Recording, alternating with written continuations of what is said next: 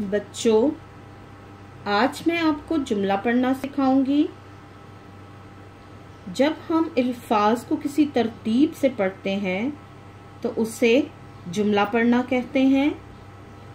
आप जमायत नर्सरी की उर्दू की किताब उर्दू कायदा हिस्सा इब्तदाई का सफ़ा 9 देखें, जहाँ पर हमने मुख्तलिफ अल्फाज को पढ़ना सीखा था, जैसे कि बाबा, बाजा, राजा, दारा, ताला, तारा, गाना, सारा।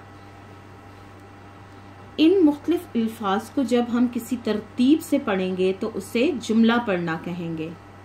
जुमला पढ़ना सीखने से पहले हमें 3 अल्फाज सीखने हैं, जिसमें हमारा पहला लफ्ज़ है ये, ये, ये।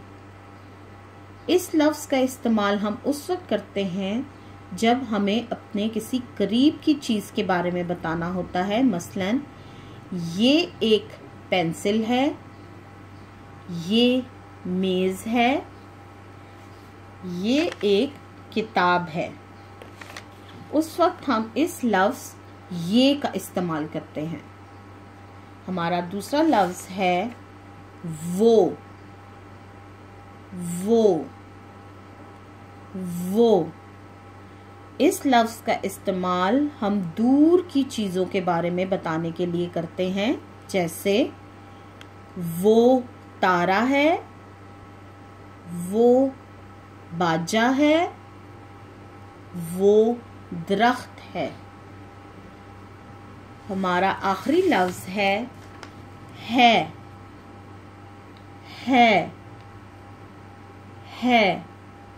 और इस लफ्ज़ का इस्तेमाल हम जुमले के आखिर पर करते हैं, जैसे कि वो ताला है, वो बाजा है, ये मेज़ है।